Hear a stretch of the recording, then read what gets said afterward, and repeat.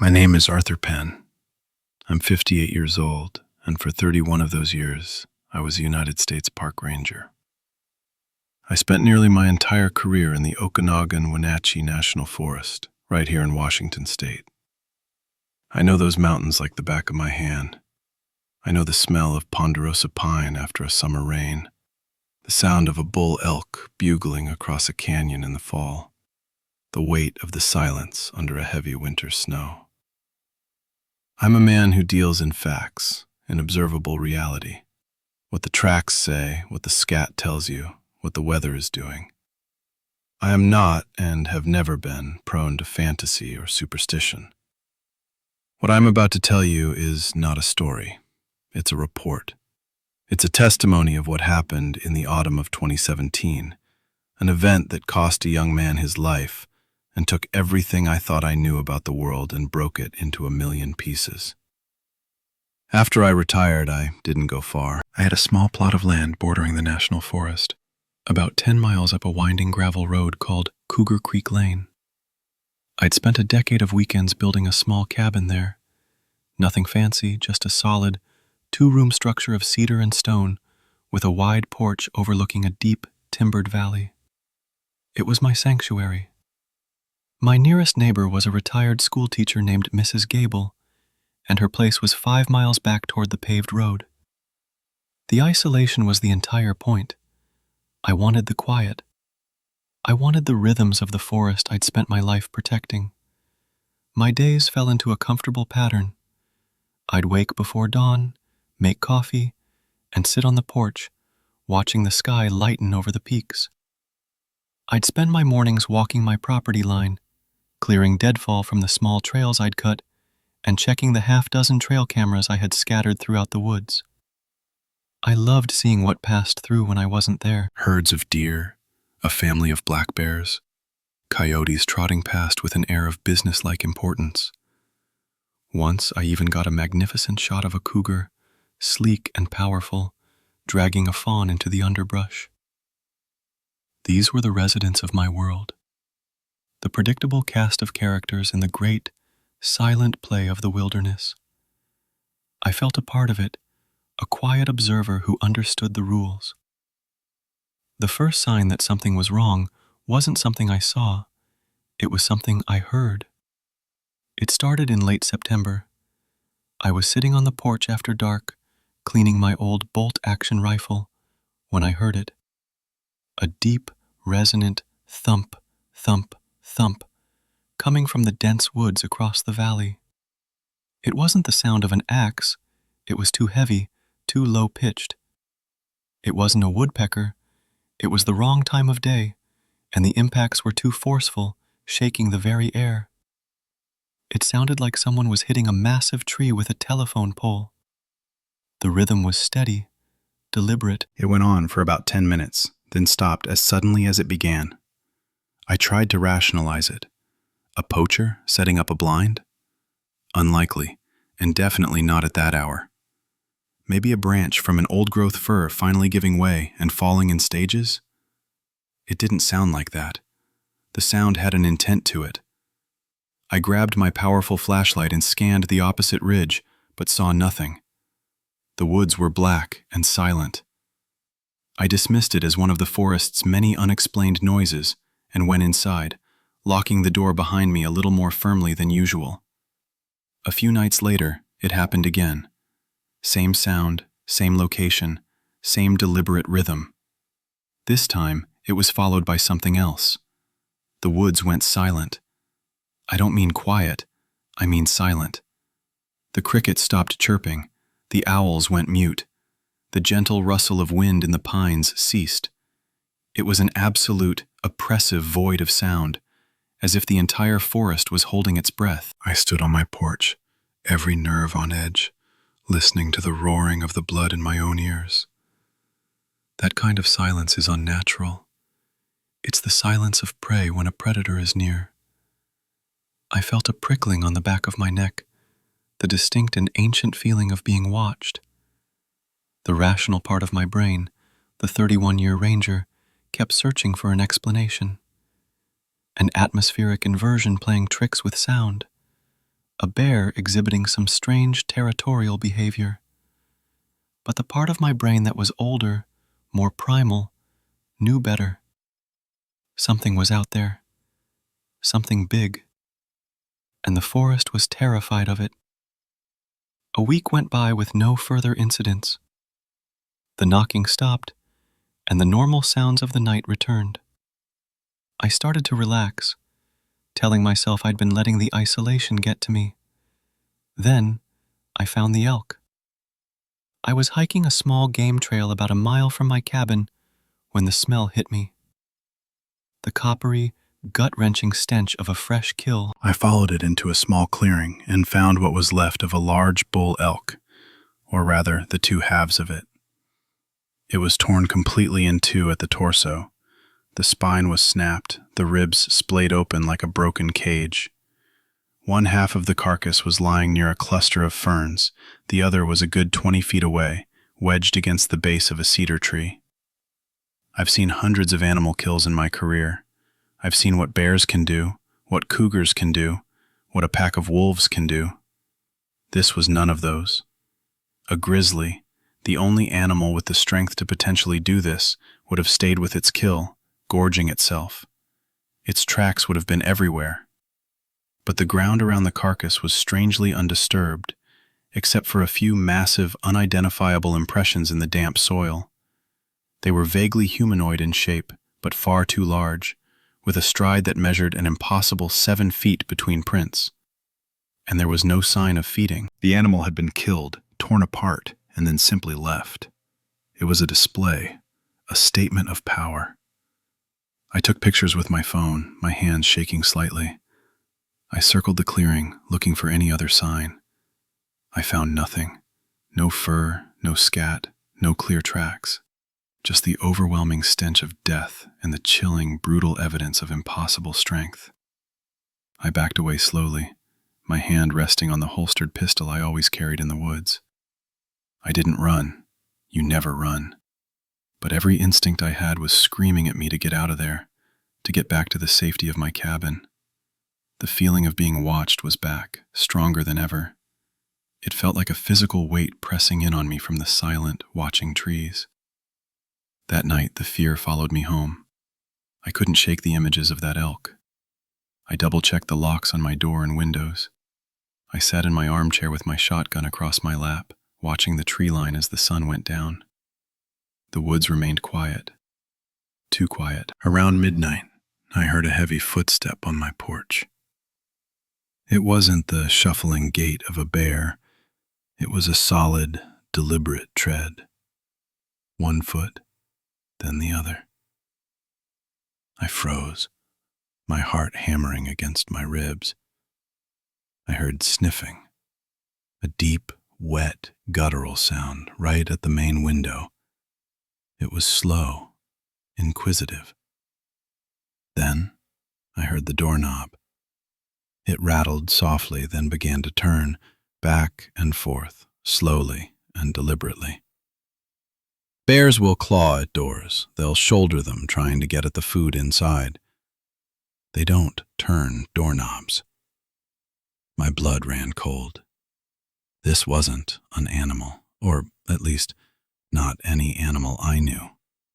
It was intelligent. It was testing the door, trying to figure it out. I raised the shotgun, the safety clicking off with a sound that seemed deafening in the silence. I aimed it at the center of the door. "Get away from my house!" I yelled, my voice cracking. For a long moment, there was no sound. Then I heard a low huff, an almost contemptuous snort from the other side of the door. The footsteps resumed, heavy and slow, walking the length of the porch. I heard a scraping sound against the siding, then the footsteps retreated, fading back into the woods. I stayed there, aimed at the door, for what felt like hours, until the first hint of gray light appeared in the eastern sky. I didn't sleep a wink. The next day I went into town and bought new hardware. Heavy-duty deadbolts for the doors and screw-in locks for all the windows. I also bought a high-end trail camera, one with a fast trigger speed and high-resolution night vision. I mounted it on a tree overlooking my porch, angled toward the front door. If it came back, I was going to get a picture of it. I felt a flicker of my old ranger self returning, the need to identify, to classify, to understand the threat. But underneath it was a cold, hard knot of fear. I was no longer an observer of nature. I was a potential item on the menu. A few nights passed without incident. I checked the trail camera each morning. It captured a raccoon trying to get into my trash, a doe and her fawn grazing on the clover near the porch, and even a brief, blurry image of a flying squirrel gliding past the lens. Normalcy. I almost allowed myself to believe the encounter at my door had been a figment of my sleep-deprived imagination. Then, on the fourth morning, I found the new recording. The timestamp was 2:14 a.m. The infrared camera flickered to life, triggered by movement. The first few frames were empty. Then, something stepped into the edge of the frame. It was tall, taller than any man. It was standing on two legs, slightly hunched. It was covered in thick, dark fur that absorbed the infrared light, making it look like a void in the shape of a man. Its shoulders were immense, impossibly broad. Its arms were too long for its body, hanging down almost to its knees. They ended in what looked like large, clawed hands. It took one slow, fluid step toward the cabin, and as it turned its head toward the camera, I saw the profile. It was a canine's head, a long, tapered snout, pointed ears standing erect. It was the head of a wolf, a monstrously large wolf, sitting atop the muscular torso of an ape-like creature. It paused, its head tilted as if listening, and then it stepped out of the camera's view. The clip was only 12 seconds long. I watched it again, and again, and again.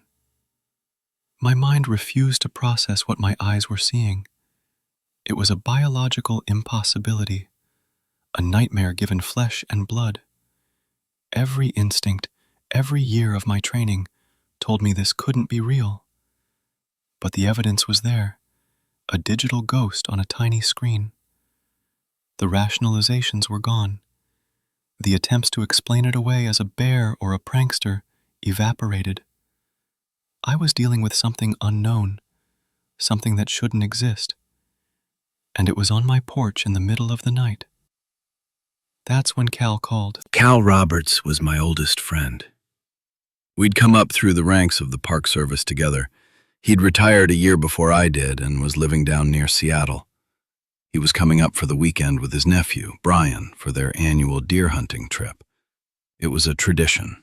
They always stayed with me. My first instinct was to tell him to stay away, to make up an excuse. But how could I explain it? That I was being stalked by a monster from a campfire story? He'd think I'd lost my mind. And a part of me, a stubborn, foolish part, felt safer with him here. Cal was a solid, capable man. An extra gun and a trusted friend felt like a good idea. So I told him to come on up. It was the worst decision of my life. They arrived on Friday afternoon, Cal's old Ford rattling up the gravel drive. Cal was the same as ever, stocky and steady, with a calm demeanor that I'd always found reassuring. Brian was 22, full of the casual arrogance of youth. He was a good kid, but he saw the woods as a playground, a place for sport.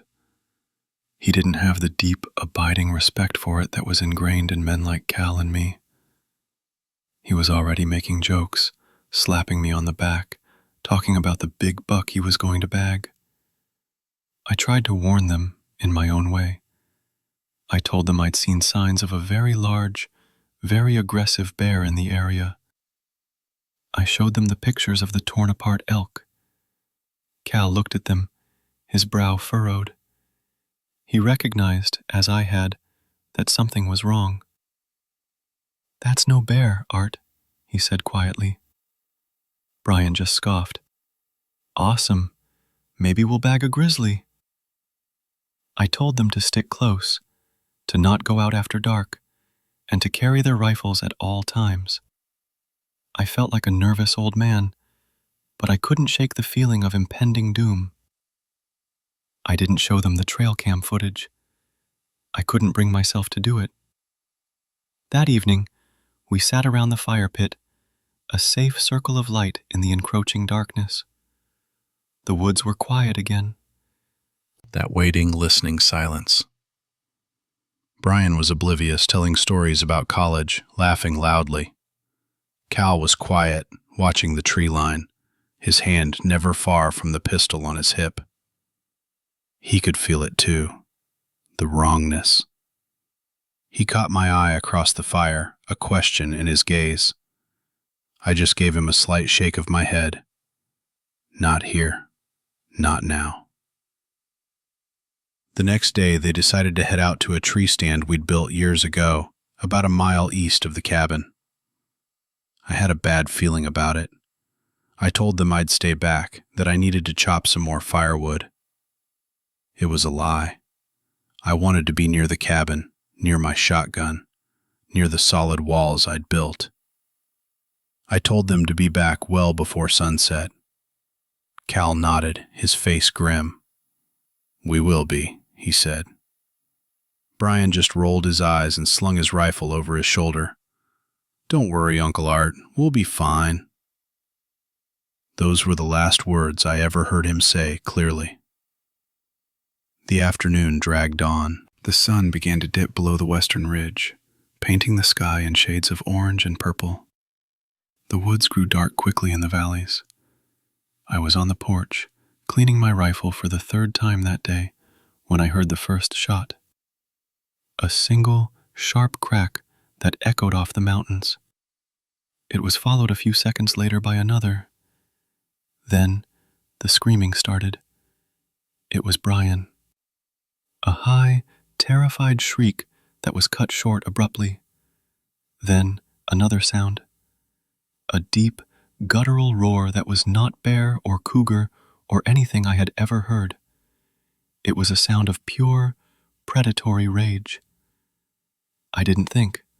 I just reacted. I grabbed my rifle, a spare magazine, and the most powerful flashlight I owned, and started running toward the sound. The woods were a tangled mess of shadows and obstacles in the fading light. Branches whipped at my face. I stumbled over roots, my lungs burning. The only thing in my mind was the sound of that scream. I found Cal about halfway to the tree stand. He was on his knees, trying to crawl, dragging his left arm, which was hanging at a grotesque angle, shredded and bloody. His face was pale with shock and pain. "Art, it got him.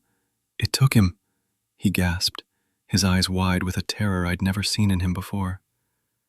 I helped him up, trying to support his weight. "What was it, Cal? A bear?" He just shook his head, tears streaming down his face. No, he stammered. And then I saw it. It stepped out from behind a massive Douglas fir about 50 yards away, moving from the deep shadow into a patch of twilight. My mind simply stopped working for a second. It was the creature from the trail camera, but the grainy black and white image had done it no justice. It was immense, easily 8 feet tall, with a body composed of thick, knotted muscle, visible even under its coat of coarse, matted black fur. Its legs were digitigrade, like a dog's, but it stood and walked upright with an unnerving, fluid grace. The arms were too long, ending in powerful, 5-fingered hands tipped with thick, yellowed claws. But the head, dear God, the head. It was the perfectly formed head of a timber wolf, scaled up to monstrous proportions. Its yellow eyes seemed to glow with their own malevolent light, and they were fixed on us. They weren't the simple, instinctual eyes of an animal. They were filled with a terrifying, calculating intelligence and a deep, burning hatred. It was holding Brian's rifle in one of its hands. As I watched, it looked down at the weapon, then effortlessly bent the steel barrel into a U shape before tossing it aside with a clang. My blood turned to ice. It wasn't just strong, it was demonstrating its strength. It was showing us how helpless we were. Then it let out a low growl, a sound that vibrated in my chest, and took a step toward us. I shoved Cal behind me and raised my rifle. "Get back to the cabin! Go!" I yelled. I fired a shot, aiming for its chest. The crack of the .30-06 was deafening. The creature grunted and staggered back a step, but it didn't fall. It looked down at its chest, then back at me, and its lips curled back in a snarl, revealing a terrifying array of long, yellow fangs. It wasn't just unhurt, it was angry. I fired again, and this time it didn't just stand there. It moved with incredible speed, ducking behind a tree with a fluidity that belied its bulk. It was using cover. It was thinking tactically. This was not an animal. This was a soldier, a hunter. I grabbed Cal and started dragging him back toward the cabin, firing blindly into the trees behind us. I could hear it moving, flanking us, staying just out of sight. A large rock, the size of a bowling ball, suddenly flew out of the darkness and shattered against a tree trunk just inches from my head, spraying me with splinters. It was throwing things at us. We stumbled out of the woods and onto the cleared land around my cabin. It felt like reaching a shore after drowning. I shoved Cal inside and slammed the heavy oak door, throwing all 3 deadbolts. I ran to the windows, securing the shutters I had rarely used. We were in a box. We were trapped. Cal had collapsed onto the floor, clutching his ruined arm, his face a mask of agony. Brian was gone. There was no doubt in my mind that he was dead. The thought was a cold, sharp knife in my gut. Then the assault began. A heavy thud slammed against the front door, making the entire cabin shake. Then another. It wasn't trying to break it down with brute force. It was testing it, methodically. I heard scraping sounds as its claws raked across the wooden shutters. Then a new sound. It was on the porch, but it was joined by others. I could hear low growls, guttural snorts, a strange series of clicks and whistles. They were communicating. There were at least 3 of them. We were under siege. I dragged Cal over to the corner, away from the windows, and tried to tend to his arm as best I could. It was a mess of torn muscle and shattered bone. He was going into shock. I knew if we didn't get him to a hospital soon, he would die. But outside, the things were growing bolder. One of them began to push against the west wall of the cabin. I could hear the log timbers groaning under the strain. I fired my rifle through the wall in the direction of the sound. It was answered by an enraged roar, and the pushing stopped, replaced by a furious clawing sound. Then came the sound from above, a scraping, tearing noise from the roof. My heart sank. They were trying to come in through the roof. I heard shingles being ripped away, then the sound of splintering wood as claws began to tear at the roof planks. Cal looked up, his eyes wide with delirium and terror. "They're coming in, Art," he whispered. I was out of ideas. My rifle felt useless. We were going to die in this cabin, torn apart by things that shouldn't exist. My eyes darted around the room, searching for a weapon, an answer, anything.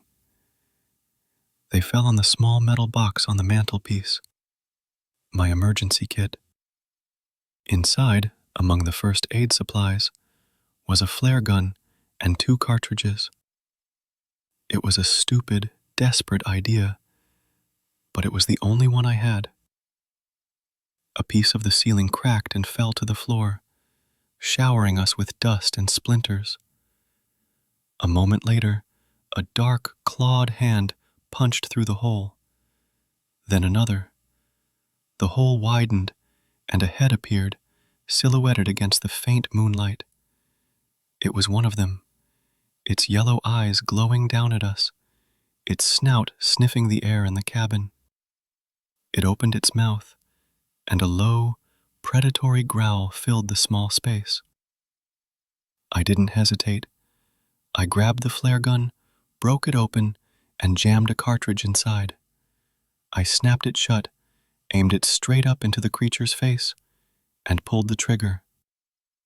The whoosh and brilliant red flash were blinding in the confines of the cabin. The flare hit the creature square in the snout. The scream it let out was unlike anything I had ever heard. It was a sound of pure agony, a shriek that was part animal and part something else, something terrifyingly human. It thrashed wildly, its claws tearing at its own face, and then it fell backward off the roof with a heavy, sickening thud. Outside, the other creatures fell silent for a moment, then erupted into a chorus of agitated howls and snarls. They were distracted. Their leader, or at least one of their own, was wounded. This was it. It was our only chance. I grabbed Cal, hauling him to his feet. "We have to go, now." I half carried, half dragged him toward the back door. I threw the deadbolt, wrenched the door open, and we stumbled out into the cold night air. My old pickup truck was parked about 30 yards away. It seemed like a mile.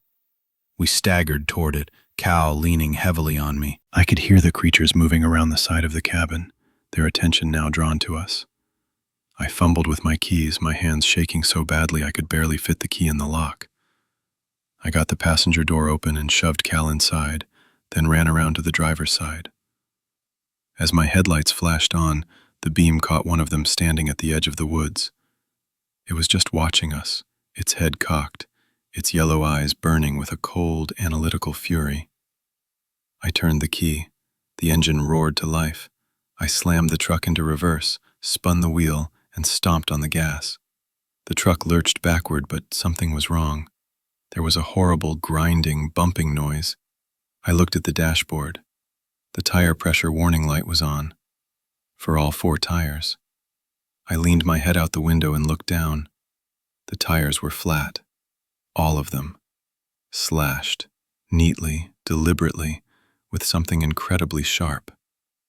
They hadn't just attacked us, they had planned it. They had disabled our escape route before the siege even began. The cold intelligence of it was more terrifying than their strength. Panic gave way to pure animal desperation. I didn't care. I slammed the truck into drive and floored it. The truck screamed in protest, lurching forward on 4 flat tires. The noise of the rims grinding on the gravel was excruciating, a shriek of tortured metal. Sparks flew from the wheels, lighting up the darkness behind us. I looked in the rearview mirror. 2 of them were running after us. They were impossibly fast, loping alongside the truck, their long limbs eating up the ground.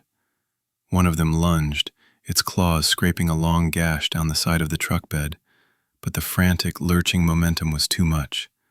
They couldn't get a purchase. They kept pace for maybe a quarter of a mile, 2 demonic shapes in the swirling dust and sparks, before finally falling back, letting us go. I didn't slow down. I drove those 10 miles on bare rims, the truck bucking and screaming the whole way. I didn't care if I destroyed it. I just had to get away. Every shadow on the side of the road looked like another one of them, waiting to ambush us. When we finally hit the blessed, smooth asphalt of the main road, I almost cried with relief. I pushed the ruined truck as fast as it would go, heading for the distant lights of town, leaving the dark, hateful woods behind us. I drove straight to the emergency room in Winthrop. They rushed Cal into surgery immediately. The sheriff's deputies arrived a few minutes later. I was covered in dirt, Cal's blood, and my own sweat. I was shaking uncontrollably, still in shock. I told them everything. I told them about the sounds, the elk, the thing on my porch, the attack, Brian. I told them it wasn't a bear. I was a 31-year veteran of the Park Service. I knew what a bear looked like. I knew what a bear could do. This was something else. They listened patiently, their faces impassive. They took my statement, collected my rifle as evidence, and told me to get some rest. A few days later, the official story was released. A tragic hunting accident. According to the Okanagan County Sheriff's Department, Brian Miller had been mauled by a large black bear. In the ensuing panic, he had accidentally discharged his rifle, wounding his uncle, Cal Roberts. My own involvement was attributed to shock and trauma. They found what was left of Brian a week later. Not much. The official cause of death was animal predation. The bent rifle was logged as having been damaged by the animal. The slashed tires on my truck were dismissed as unrelated vandalism. Every piece of the truth was neatly explained away, replaced by a plausible, mundane lie. They made me sound like a crazy old man who had cracked under pressure. My trail camera, the one that had captured the thing on my porch, was taken as evidence. When I asked for it back, I was told the SD card had been damaged during processing, and all the files were corrupted. They were erasing it. They were burying it. About a month after the incident, my old supervisor from the Forest Service, a man named Dave Haskins, came to visit me. He was near retirement himself, a good man I had always respected. We sat on my porch, the same porch where that thing had stood. We didn't talk for a while. Then he looked at me, his eyes full of a weary sadness. "Sell the cabin, Art," he said quietly. "Sell it and move away from these mountains. Don't ever come back here." I asked him why. I told him they were covering it up. He just nodded slowly. "Some things are better left alone," he said. He told me, strictly off the record, that my report wasn't the first of its kind. He spoke of a pattern of disappearances, of strange sightings, of mutilated livestock and game going back 70 years in that forest. Dozens of incidents, all officially explained away as accidents, animal attacks, or hoaxes. The official position, he said, is that these things don't exist, and it's a lot easier to maintain that position if you don't have credible witnesses making a fuss. He clapped me on the shoulder. "You saw what you saw, Art. I believe you. But nobody else will. Let it go. For your own sake." He was warning me. He was confirming the cover-up and telling me to save myself. I took his advice. I sold the cabin for a fraction of what it was worth to a land developer who probably tore it down. I moved to a small town in the flat, open farm country of eastern Washington, as far from a dense forest as I could get. The sky here is huge and empty. I can see for miles in every direction. There are no deep shadows for things to hide in. Cal survived. He lost his arm below the elbow. He moved back to Ohio to live with his sister. We tried to talk on the phone a few times, but we couldn't. We couldn't talk about what happened, and we couldn't talk about anything else. The shared horror of that night was a chasm between us that we could never cross. I haven't spoken to him in over 3 years. The guilt I feel over Brian is a weight I carry every single day. He was just a kid. He died because I was too proud, too scared to tell them the full truth of what I had seen. I don't sleep much anymore. When I do, the nightmares come. I see those yellow, intelligent eyes. I hear that scream. Every time a dog barks in the night, I flinch. I spend my nights on the internet, reading forums and websites, looking at blurry photographs and listening to shaky audio recordings from people who have seen what I've seen. They're all dismissed as cranks and liars, just like I was. But I know they're telling the truth. I'm telling this story now because I'm done being silent. The world isn't as safe and orderly as you think it is. The maps are wrong. There are still dark, unexplored corners, and ancient things live in them. They are strong, they are intelligent, and they view us as little more than trespassers. They are predators, and we have forgotten how to be prey. So, if you ever find yourself deep in the woods and the birds go silent, if you feel that primal prickle on the back of your neck, don't ignore it. Don't try to be brave. Turn around and walk away. Get back to the light and the safety of your own world. Don't make the same mistake I did. The official explanation will always be a bear. But I know what I saw, and I know they are still out there, watching from the trees.